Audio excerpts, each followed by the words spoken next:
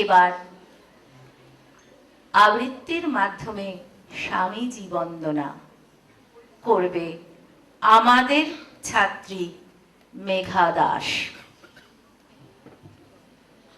मूर्तमहेश्वर स्तोत्र मूर्तमहेश्वरम् उज्ज्वल भास्करम् इष्टम् अमर नरवन्द्याम् वन्दे वेदतनु मुच्छित गर्हिता काञ्चन कामिनी बन्धम् कोटि भानुकर दीप्त सिंहमहो कटितटा कोपीनवन्तम् अभिरभि हुङ्कार नादित दिङ्मुखा प्रचण्ड ताण्डव नृत्यम् भुक्ति मुक्ति कृपा कटाक्षपेक्षणम् अघदला विदलन दक्षम् बालचन्द्रधरम् इन्द्युवन्द्यमिह नौमि गुरु विवेकानन्दम्। এবার স্বামীজি সম্বন্ধে কিছু বলবেন আমাদের বিদ্যালয়ের শিক্ষিকা প্রব্রাজিকা শিবলোক প্রাণা মাতাজি। জ্ঞান ভাস্কর এসো হে শঙ্কর ভৈরব অভিরবে মোহধান্ত হর বিবেক আনন্দ দেহ বিবেকানন্দ নন্দিত করো ত্রিভুবন। বিবেক ভাস্কর স্বামীজি মহারাজকে প্রণাম। একদিন স্বামীজি বলরাম মন্দিরে, তখন বলরাম ভবন, বারান্দায় তন্ময় হয়ে গুনগুন করে গান গাইছেন, চোখ দিয়ে জলের ধারা, অস্ফুটে বলছেন, আমার যন্ত্রণা কেউ বোঝে না, কেউ বোঝে না। স্বামীজি নিজের দুঃখ কষ্টের কথা, দুঃখ যন্ত্রণার কথা খুব কমই বলেছেন। মা ভাই বোনেরা তাদের যে কষ্ট, সেই কষ্ট তাদের স্বামীজিকে ক্ষতবিক্ষত করে তুলেছে। প্রাণপ্রিয় আত্মীয়রা অনাহারে তাদের যন্ত্রণায় ছটফট করেছে, কিন্তু স্বামীজি মানুষের দুঃখে পীড়িত হয়ে দাঁড়ে দাঁড়ে ঘুরে বেরিয়েছেন।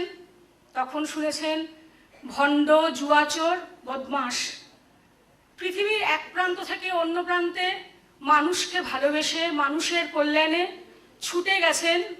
সেখানেও অনাহার, আঘাত, কুৎসা, লাঞ্ছনা। তারপর যখন দৈবের সহায়তা পেয়েছেন, তখন চোখের জলে বালিশ ভিজে গেছে, নরম কোমল বিছানা, কণ্টকসজ্জা মনে হয়েছে, মেঝেতে ছটফট করে বিনিদ্র রাত্রি কাটিয়েছেন।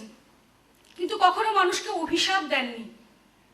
তার কাছে এই জগৎ ছিল দুঃখের আগার, যুদ্ধক্ষেত্র। তাই যারা মানুষের কল্যাণ করতে গিয়ে লাঞ্ছিত হয়ে মানুষকে অভিশাপ দিয়েছেন, তাদের উদ্দেশ্যে স্বামীজি বলেছেন, যদি পারো জগতের দায় বহন করো, কিন্তু কখনো কাউকে তোমার দুঃখ যন্ত্রণার কথা বলো না।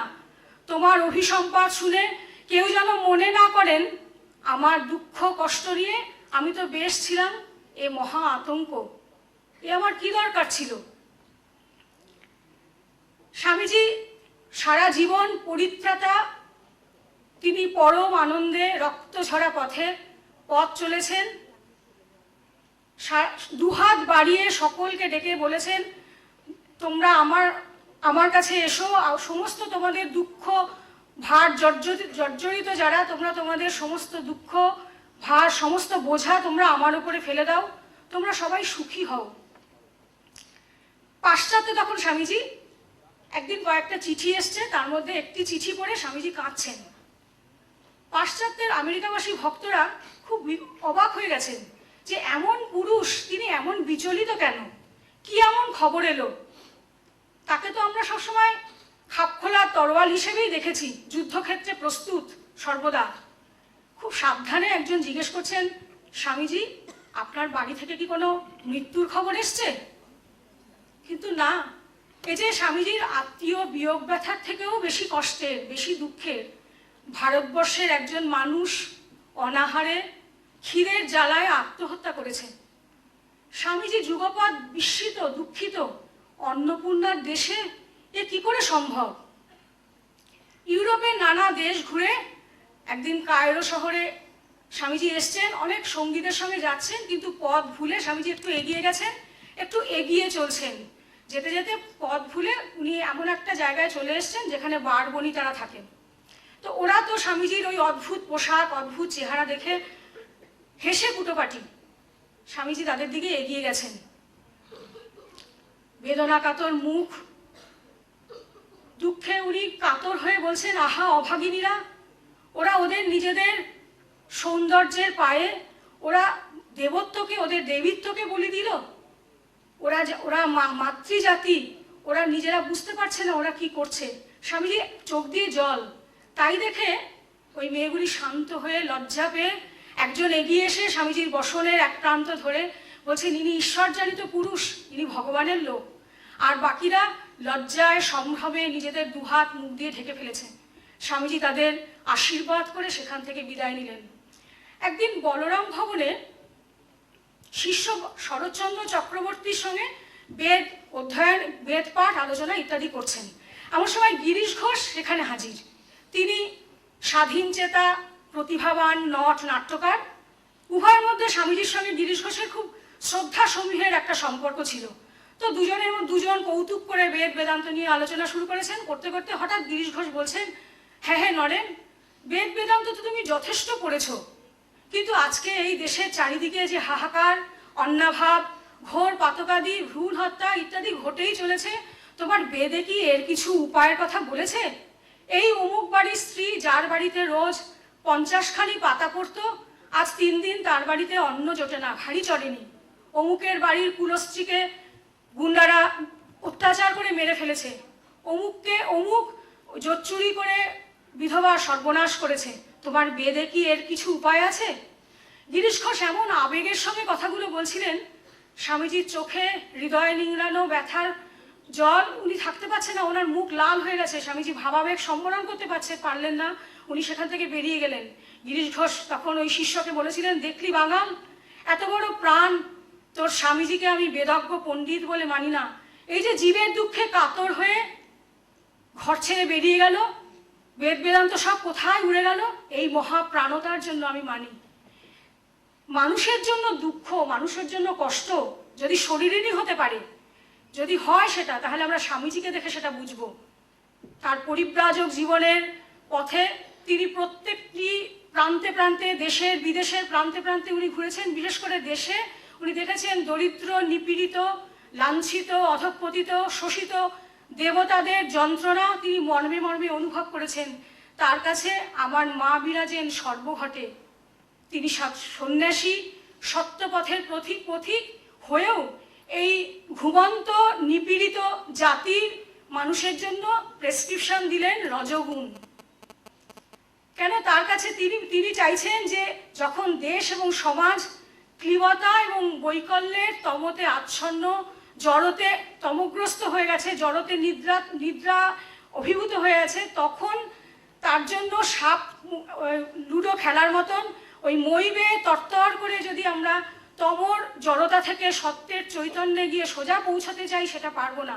সেই জন্য তিনি বললেন, আমাদের চাই শিরায় শিরায়, ধমনীতে ধমনীতে, শিরায় শিরায় রজর সঞ্চার, ধমনীতে ধমনীতে বিদ্যুৎ প্রবাহ। সেই জন্য পরিব্রাজক জীবনের শেষে আমরা দেখতে পাই সন্ন্যাসী বিবেকানন্দ সংগ্রামী হয়ে উপস্থিত হয়েছেন। কর্মী, নেতা, যোদ্ধা বিবেকানন্দ সহস্র শিখায় জ্বলে উঠেছেন।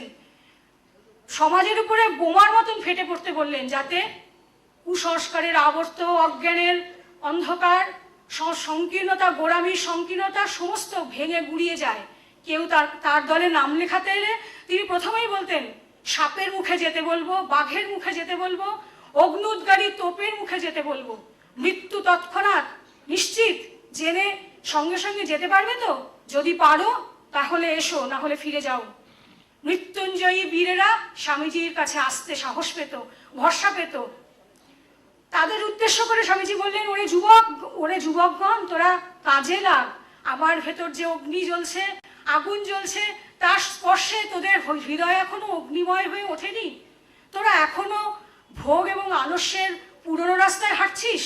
ছেড়ে দে সব ভোগাকাঙ্ক্ষা, চুলোয় যাক যশ ও স্পৃহা, আগুনে গিয়ে ঝাঁপ দে। চ্যালেঞ্জ জানিয়ে বললেন, জীবন সংগ্রামে প্রেমের জয় হবে না ঘৃণার জয় হবে, ত্যাগের জয় হবে না ভোগের জয় হবে, জড়জয়ী হবে না চৈতন্য জয়ী হবে। তার কথায় আমরা যেন প্রাণ পেয়ে আশ্বাস, এত আত্মবিশ্বাস যেন আমাদের ফিরে আসে।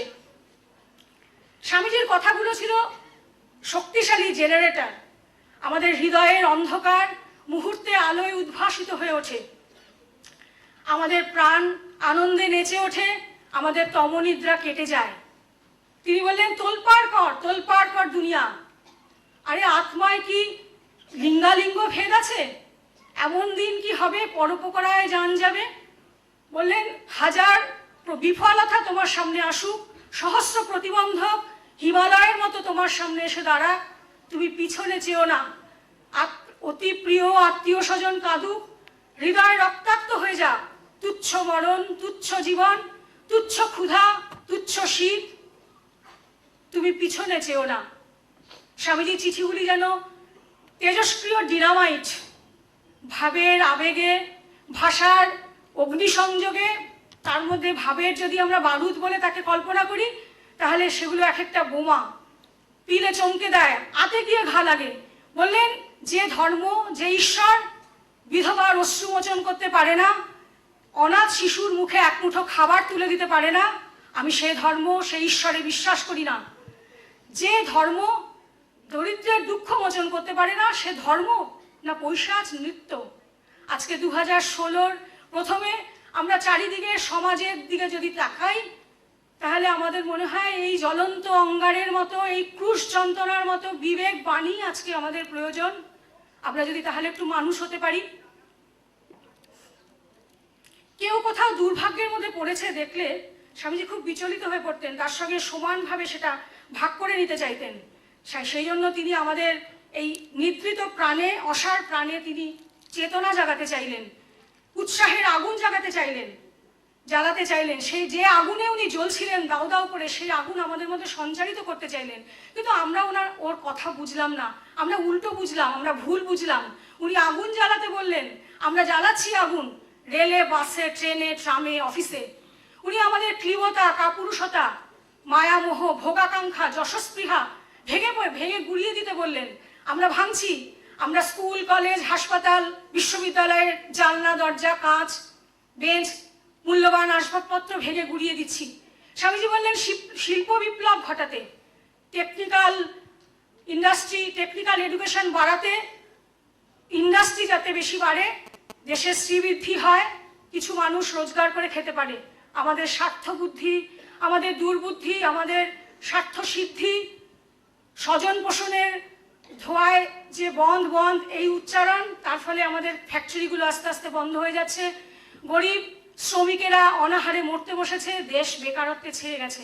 স্বামীজি বললেন, কৃষি বিপ্লব ঘটাতে, বৈজ্ঞানিক উপায়ে ফসল ফলাতে। গালাগালি দিয়ে বললেন যে একটু বিদ্যা শিখে, তোরা এতটা বিদ্যা শিখেছিস, তারপরেও তোরা পরের দরে চাকরি দাও বলে ঘুরছিস। আমাদের এই সুজলা সুফলা দেশ, যেখানে অন্য দেশের চেয়ে কোটি গুণে ধনধান্য প্রসব করেন প্রকৃতি, সেখানে সেই অন্নপূর্ণার দেশে তোদের দুর্গতির শেষ নেই। তোদের পেটে অন্ন নেই, পিঠে কাপড় নেই। আমরা আজকে দুপাতা ইংরেজি পড়ে কিছু পড়াশোনা শিখে গ্রামে চাষবাস করে জীবিকা অর্জন করাকে হেয় জ্ঞান করছি, আমাদের সম্মান ক্ষুণ্ণ হচ্ছে। স্বামীজি বিদেশের বহু বক্তৃতায় আমাদের ভারতবাসী সম্পর্কে বলেছেন, আমাদের ভারতবর্ষের মানুষ সরল, অকপট, নির্লোভ, ঈশ্বর পরায়ণ, অ্যালকোহল ইত্যাদি নেশার জিনিসতে তারা অভ্যস্ত নয়।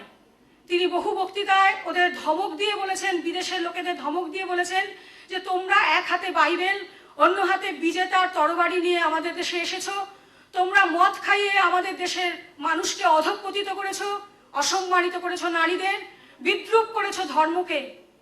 আজকে এই চরম নৈরাশ্যের যুগে আমরা স্বামীজির সেই রুদ্ররূপী স্বামীজির তৃতীয় নয়ন জ্বলে উঠে আমাদের এই নৈরাশ্য, এই অশুভ প্রমাদকে কেন পুড়িয়ে ছাই করে দিচ্ছে না, সেটা আমরা ভেবে পাচ্ছি না। কঠোপনিষদ স্বামীজির খুব প্রিয় ছিল। তিনি ছোট্ট একটি ছেলে নচিকেতা আত্মশ্রদ্ধার বলে নির্ভীক হয়ে মৃত্যুকে অতিক্রম করে মরলোকে ফিরে এসেছিলেন অমৃতকে সঙ্গে নিয়ে। স্বামীজি চাইতেন তার ছেলেরাও তার নচিকেতার মতন হোক, নির্ভীক হোক। উপনিষদ আমাদের শক্তিমান হতে শেখায়, আমাদের বড় হতে শেখায়, দেহ মন বুদ্ধির রুদ্ধদ্বার খুলে দিয়ে আমাদের আনন্দময় করে তোলে।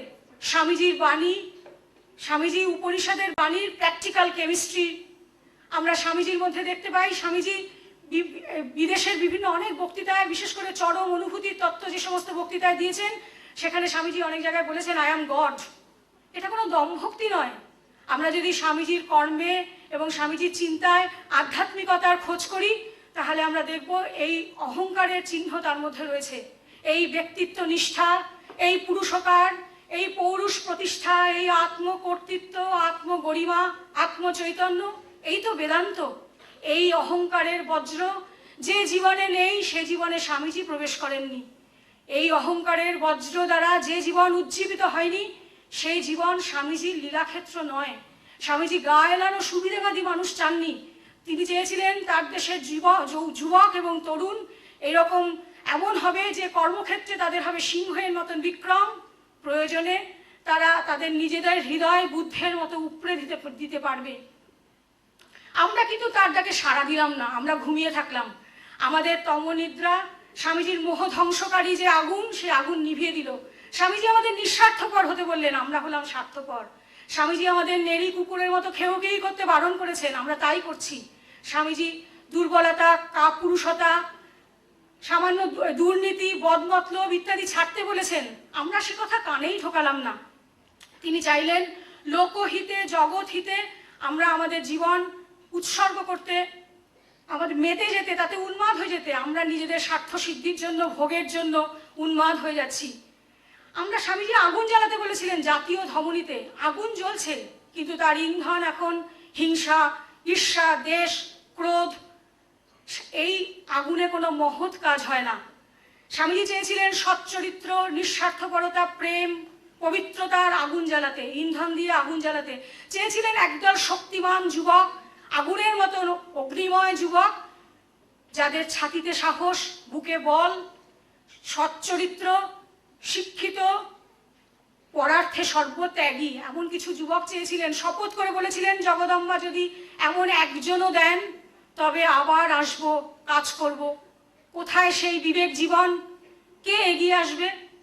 আজকের এই একবিংশ শতাব্দীর ভয়াবহ বিজ্ঞানের উন্নতির যুগে, যেখানে অস্ত্র প্রতিযোগিতা প্রতি মুহূর্তে পৃথিবীকে গুড়িয়ে দেওয়ার অন্ধশক্তি সমস্ত মূল্যবোধকে অর্থমূল্যের যে বিকট হাসি তা ছাপিয়ে গেছে। জৈবিক চাহিদায় মানুষ আজকে পশুরও অধম স্তরে নেমে গেছে। ড্রাগের নেশার সম্মোহন, এর থেকে যদি আমরা অব্যাহতি পেতে চাই, আমাদের একমাত্র উপায় আত্মিক বিপ্লব। সে বিপ্লব যদি না হয়, তাহলে পৃথিবীতে ধ্বংস সুনিশ্চিত। আর এই আত্মিক বিপ্লবের একমাত্র উপাদান হলো বিবেকানন্দ এবং তার বার্তা। এবং এই বিবেকানন্দ এবং এই তার বার্তাকে যদি আমরা গ্রহণ করি, কিন্তু তার দায় আমাদের কিন্তু প্রধানত আমাদের ভারতবাসী এবং বিশেষত যুব সমাজের। কিন্তু নারীদের ওপরে, মেয়েদের উপরে স্বামীজি অনেক বেশি আস্থা রেখেছিলেন। স্বামীজি বলতে দ্বিধা করেননি, এক পক্ষে পক্ষীর উত্থান সম্ভব নয়, নারী জাতির অভ্যুদয় ছাড়া জগতের কল্যাণের কোনো সম্ভাবনা নেই। বলেছেন, নির্ভীক কণ্ঠে বলেছেন, 500 পুরুষকে দিয়ে ভারতবর্ষ জয় করতে যদি 50 বছর লাগে, 500 নারী সে কাজ করতে কয়েক সপ্তাহ, নারীকে দিয়ে সে কাজ করতে কয়েক সপ্তাহ লাগবে। কিন্তু এই নারীর উন্নতির কল্পনা স্বামীজি কিন্তু শুধুমাত্র একটি স্কুল, একটি ছাত্রী নিবাস, একটি বৃদ্ধাশ্রম তৈরির মধ্য দিয়েই শেষ করে যাননি। তার ভাবনা কিন্তু অনেক সুদূর প্রসারী ছিল। শ্রীরামকৃষ্ণদেব যে অভিনব শক্তি নিয়ে জন্মগ্রহণ করেছিলেন, সেই শক্তি মশালের মতো আগুন জ্বালিয়ে দেবে, প্রত্যেক নারীর মধ্যে জ্বালিয়ে এবং একজন মশাল হয়ে জ্বলবে, তার সংস্পর্শে এসে সহস্র সহস্র মেয়েরা জ্বলে উঠবে। স্বামীজি কিন্তু এটাই চেয়েছিলেন এবং স্বামীজি আর্তনাদ করে বলেছিলেন, এ কাজ পুরুষের দ্বারা সম্ভব নয়, এ কাজ নারীর দ্বারা সম্ভব। এবং সে নারী কোথায়? এমন নারী স্বামীজির কল্পনায় ছিল। সে নারী লাবণ্যময়ী হবে, প্রেমময়ী হবে, করুণ কোমলা হবে, কঠোর সংযমে ব্রতী থাকবে, বুদ্ধি এবং হৃদয়ে মহিমময়ী হবে। সবার উপরে সে নারী হবেন চরম অধ্যাত্ম গুণ সম্পন্না। নিজের ব্যক্তিগত জীবনে উনি নারীকে দূরে রেখেছিলেন, কিন্তু কর্মজীবনে নারীকে সম্মান জানিয়ে পথে নেমেছেন। মাতৃজাতির কোনো অবমাননা উনি সহ্য করতে পারতেন না, রুখে উঠতেন, সমস্ত বিরোধী মন্তব্য জ্বালিয়ে দিতেন। তিনি বলেছিলেন, সেই কোথায় তিনি সেই সর্বমহিমময়ী যিনি আমার এই শরীরটা দিয়েছেন? কোথায় তিনি সেই সর্বমহিমময়ী যিনি আমার জন্য বারবার জীবন দিতে প্রস্তুত, যিনি আমাকে অফুরন্ত স্নেহ করেন, সে আমি যত হীন এবং দুষ্ট প্রকৃতিরই হই না কেন? অকুণ্ঠ কণ্ঠে উনি বন্দনা গান করেছেন ভারতবর্ষের মেয়েদের, ভারতবর্ষের নারীদের কথা বলতে গিয়ে উনি সীতা চরিত্রের কথা উল্লেখ করেছেন। বলেছেন, পবিত্রতার থেকেও পবিত্র, সতীত্বের চেয়েও সতী, শুধুই দহন, শুধুই দহন, শুধুই সহন। এমন ভারতবর্ষের আদর্শ চরিত্র, নারী চরিত্র সীতা। যদি এই চরিত্রটি কাল্পনিকও হয়, তবুও যে দেশ, যে জাতি এমন নারী চরিত্র কল্পনা করতে পারে, নারী জাতির প্রতি তার শ্রদ্ধা অন্য কোনো জাতির সঙ্গে তার তুলনা হয় না। আজকের ভারতবর্ষের মেয়েদের জননীর আদর্শ, পবিত্রতার বোধ, কঠোর সংযম রক্ষা ইত্যাদি মধ্যে থেকে প্রায় হারিয়ে যেতে বসেছে। স্বামীজি আজকে শক্তির এই অন্ধকার রূপ, মেয়েদের এই নির্লজ্জ অশোভন অসংযমী আচরণ দেখে তার হৃদয় বোধহয় বিদীর্ণ হয়ে যাচ্ছে।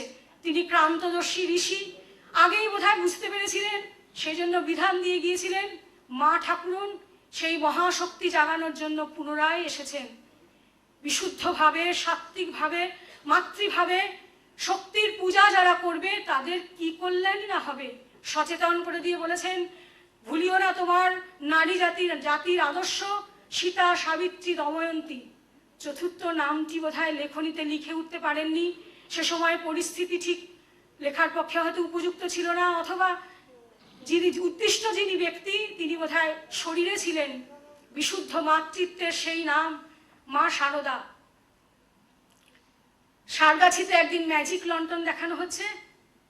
স্বামীজির চিকাগো বক্তৃতার মূর্তি দাঁড়িয়ে আছেন বীর তৃপ্ত ভঙ্গিতে। অখণ্ডানন্দজি মহারাজ 70 বছরের বৃদ্ধ উঠে বসে বলছেন, দেখেছিস অভয়ের প্রতিমূর্তি, স্বামীজির ছবি দেখেছিস?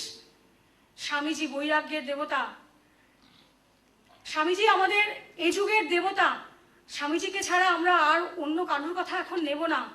আর স্বামীজিকে আমরা আমাদের চারিপাশে যে কোনো দিকে তাকালেই খুঁজে পাবো, স্বামীজি আমাদের চারপাশেই ঘুরছেন। নমস্কার।